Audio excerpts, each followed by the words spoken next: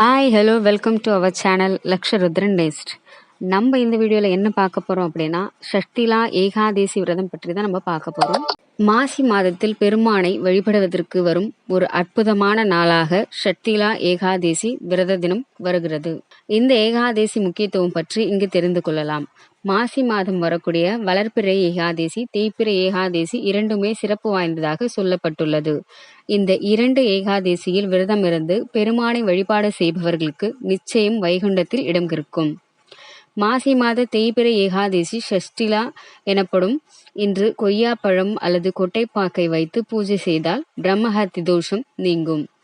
அது மட்டுமில்லாமல் ஏழை பிராமணருக்கு இரும்பு வடை சட்டியில் எள்ளுடன் தானம் தர வேண்டும்.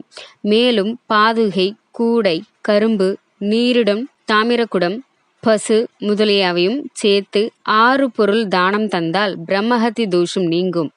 6 வகை தானம் செய்வதால் ஷஷ்டிலா என இந்த ஏகாதேசி அழைக்கப்படுகிறது. இந்த நாளில் விரதம் இருந்து ஏழைகளுக்கும் இல்லாதவர்களுக்கும் அன்னதானம் வழங்கினால் முற்பிறவியில் செய்த பாவங்கள் அனைத்தும் நீங்கும். நதிகளில் புனித நீராடி எள் தானம் வழங்கினால் பசிப்பினி, வறுமை என்பது முற்றிலுமாக நீங்கிவிடும். இந்த விரதத்தை ஆண் பெண் என்ற பாகுபாடு இல்லாமல் யார் வேண்டுமானாலும் கடைபிடிக்கலாம். பெண்கள் மாதவிடாய் காலங்களிலும் கூட ஏகாதசி விரதத்தை இருக்கலாம். இது தவிர கஷ்டங்கள் எல்லாம் கரைந்து போக, பொருளாதாரத்தில் முன்னேற, வறுமை நீங்க இந்த தேய்பிறை ஏகாதேசியில் பெருமாளை நினைத்து வீட்டில் இருந்தபடியே எப்படி விரதம் இருந்து வழிபாட்டை மேற்கொள்வது என்பதை பார்க்கலாம். ஏகாதசி விரதம் இருப்பவர்கள் அதிகாலையில் எழுந்து நீராடி பூஜை செய்யும் இடத்தை சுத்தம் செய்து பெருமாள் படம் அல்லது விக்கிரகத்தை வைத்து விளக்கேற்ற வேண்டும். பூக்களால் அலங்கரித்து மஞ்சள் நிறத்தில் திலகமிட வேண்டும். இனிப்பு, துளசி, 5 வகையான பழங்களை நெய்வேத்தியமாக படைத்து பெருமாளுக்குரிய மந்திரங்கள், விஷ்ணு சகஸ்நாமம் ஆகியவற்றை பாராயணம் செய்ய வேண்டும். தெரிந்தும் தெரியாமலும் செய்த தவறுகளுக்காக கடவுளிடம் மன்னிப்பு கேட்க வேண்டும். யாராவது ஒருவருக்கு அன்றைய தினம் தானம் வழங்க வேண்டும். விரதம் இருப்பது என்பது உங்களுடைய உடல் ஆரோக்கியத்தை பொறுத்தது.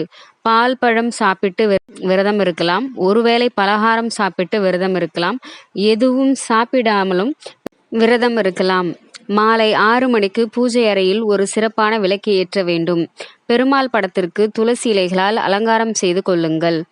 ஒரு தாம்பலத்தட்டு நிரம்ப துளசி இலைகளை பரப்பி அதன் நடுவே அகல் விளக்கு வைத்து சுத்தமான பசுநெய் ஊற்றி 2 ஏலக்காய் அதில் போட்டு பஞ்சு திரி போட்டு விளக்கேற்றி வைத்துவிட்டு இந்த விளக்கின் முன்பாக அமர்ந்து பெருமாளிடம் நீங்கள் கேட்கும் வரங்களை உடனே பெறலாம்.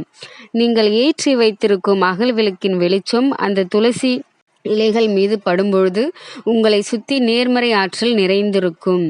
இந்த சமயம் பெருமாள் கிட்ட என்ன கேட்டாலும் அது உடனே கிடைக்கும். பெருமாளிடம் மனமுருகி எவ்வளவு பணம், காசு, எவ்வளவு செல்வ வளம் வேண்டுமோ கேளுங்கள். நிச்சயம் பெருமாள் உங்களுக்கு தேவையான செல்வ வளத்தை வாரி கொடுத்து விடுவார்.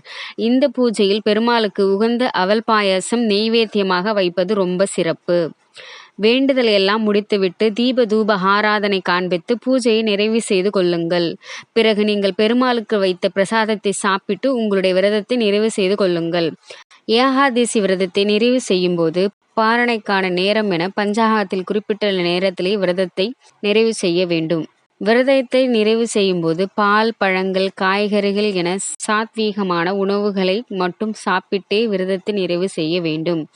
அதே போல் விரதத்தை நிறைவு செய்யும் போது 1 கைப்பிடி அளவாது அரிசி உணவை கண்டிப்பாக எடுத்துக்கொள்ள வேண்டும். இவற்றையெல்லாம் செய்த பிறகே விரதத்தை நிறைவு செய்ய வேண்டும்.